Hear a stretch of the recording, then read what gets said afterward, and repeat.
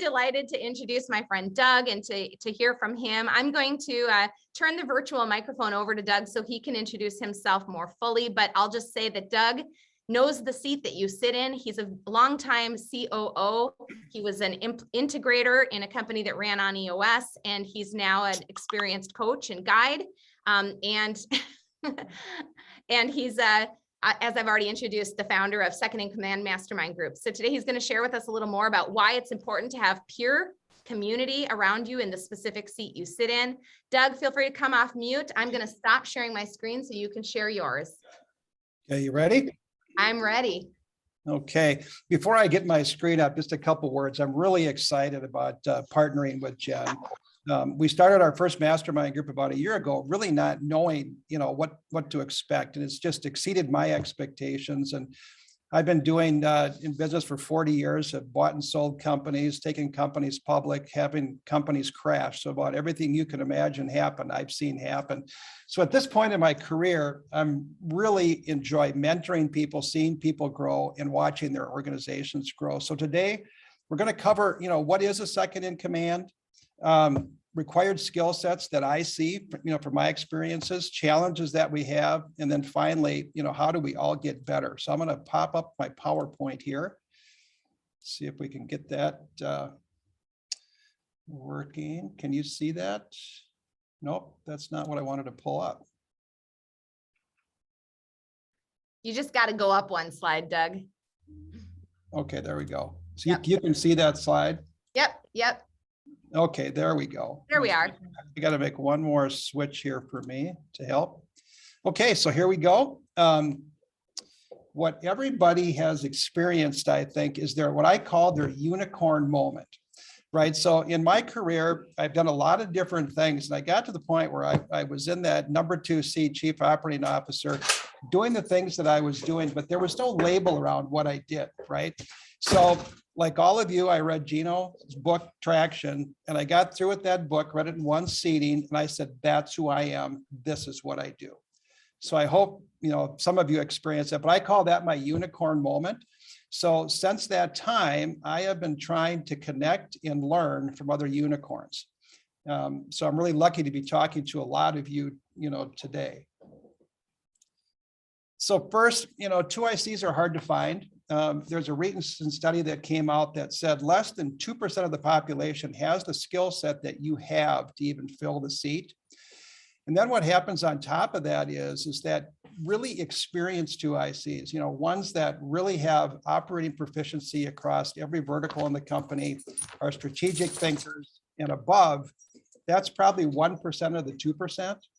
So the mission is, how do we get the 2% to be the best they can be so they're going to make more money? Now, I believe the 2 IC position is the most critical position in the company. You're the one that makes the trains run on time. You're the one that has to manage the visionary, which can be challenging, but it's just such an important position. So who is the second in command? I think there is some confusion around the title and what the job responsibilities are. Now, most of you here, are integrators. I was an integrator. I was the chief executive or chief operating officer at the same time. So the titles can vary. Chief operating officer, vice president, you see this happening, general manager, especially in manufacturing companies, executive vice presidents, operations directors, and 2 IC. So at the end of the day, what we tried to do is just lump everybody together. And instead of having, an integrator or CRO, we found that second in command. Can you guys hear those dogs jumping around? Yeah. Spencer, thank you. Our dogs are our actual second in commands these days. Yeah, right, my dog is experiencing the reverse effect of COVID as we've left the office at home. I know.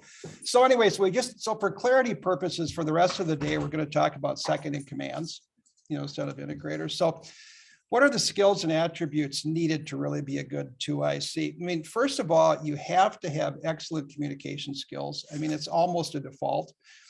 You have to be able to talk to the person, running the extruder on the manufacturing floor. You have to be able to talk to the head of HR. You have to be able to talk to your visionary and everybody in between. And you've really got to be an effective communicator. Secondly, intelligence. Now this varies, but you've got to be smart. You've got to be, quick on your feet. You've got to know the industry that you're in. I think it's important to really know what people within your business are doing. And you really need to have, good business skills. And that's something that obviously develops over time, through experience. And experience, you have to have been around the track a few times. I think if you're really that premier top level 2IC, it's really beneficial to have been around a company that's had a downturn. I mean, everybody can run a company if things are going good, but who could run a company when things are tough? You need to understand the functional areas of the business. So there needs to be an understanding of finance. There needs to be an understanding of HR. There needs to be an understanding of marketing. So one of the things that we do in the peer groups is, because nobody, unless you're experienced like I am, 40 years, do you have probably everything you need in those functional areas? Well, how do you learn that?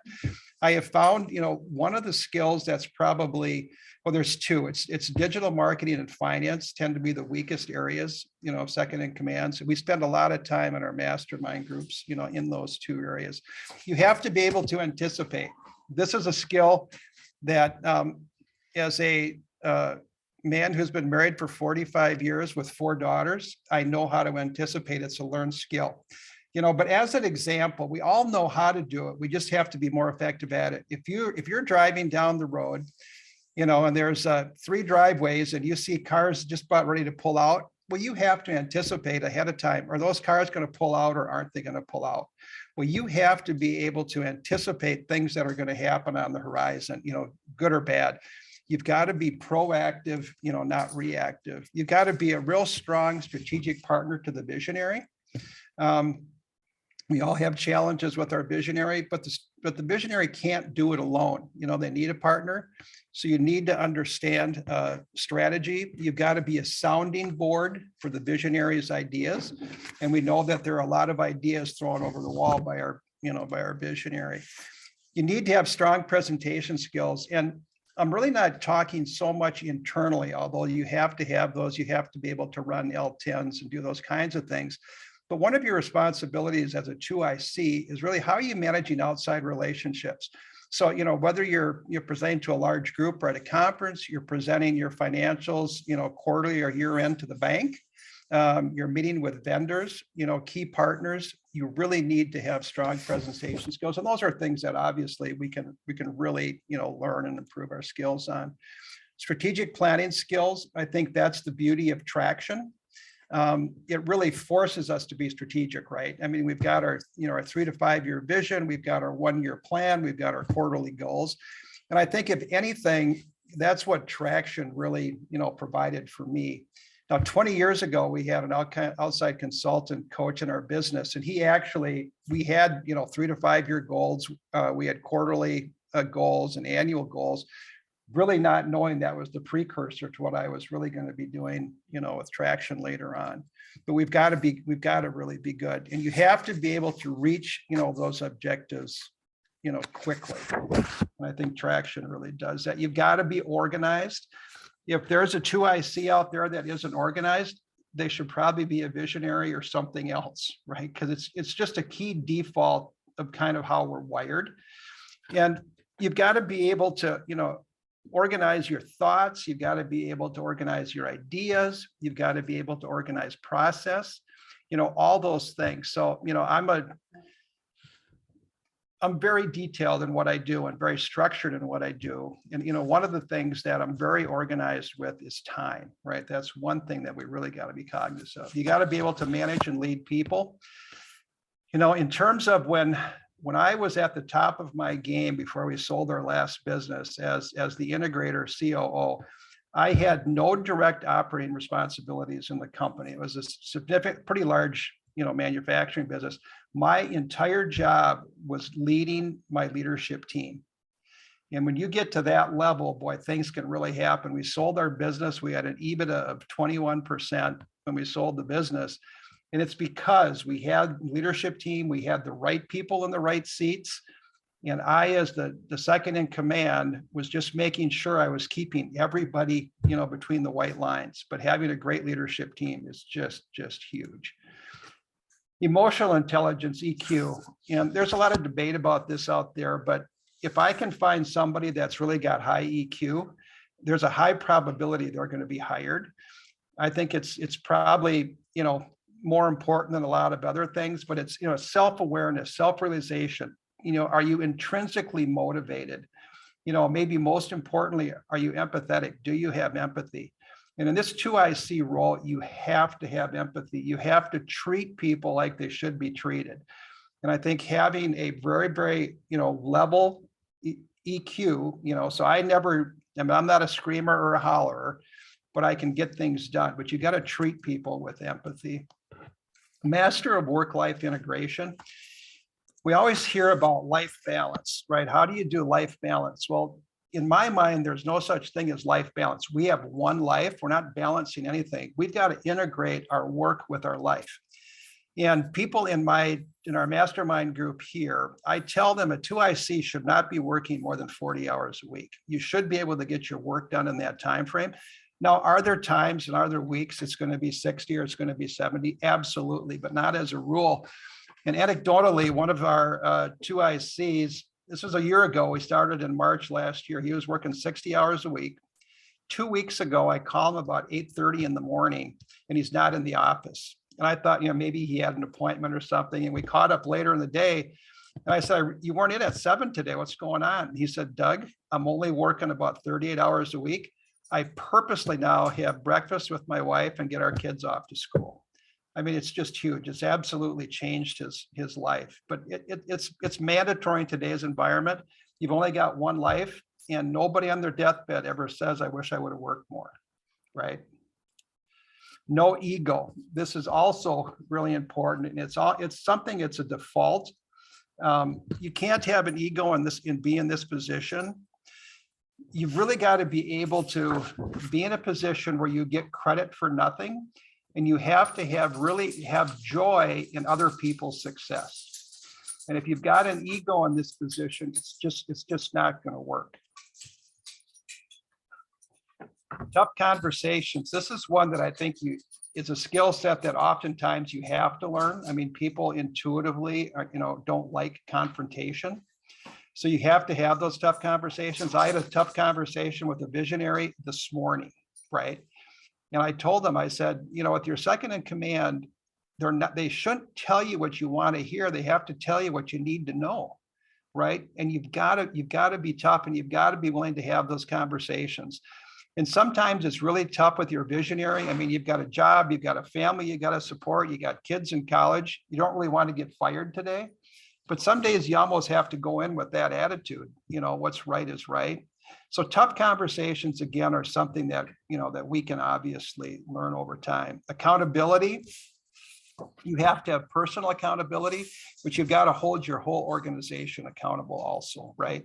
Without accountability, there's no execution. And if you can create that execution culture within your company, you're going to be exceptional and you're going to move mountains, absolutely move mountains.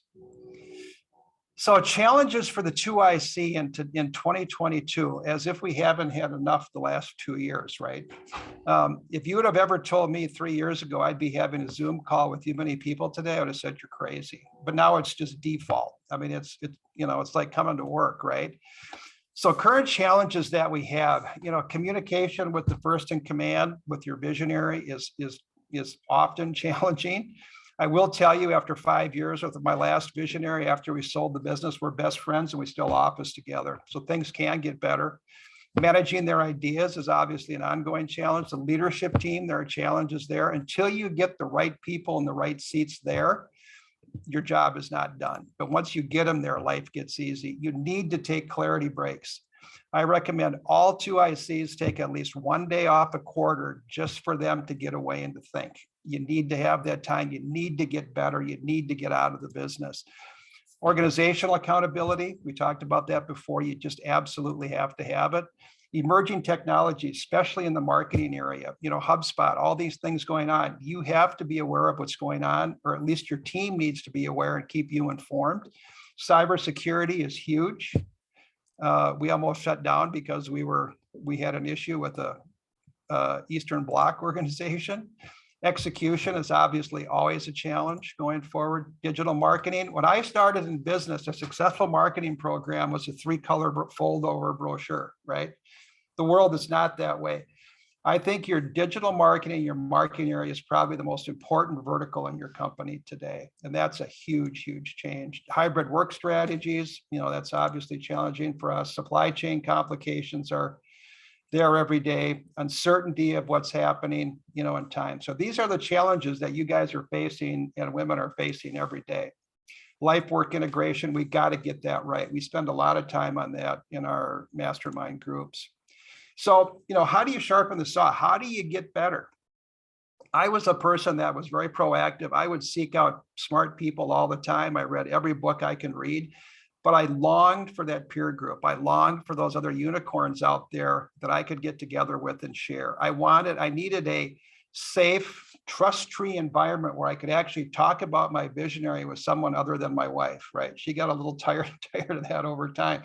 Or, where do I go to talk about, HR issues? Where do I go learn about the latest threats in cybersecurity? And that's really why we created, these mastermind groups.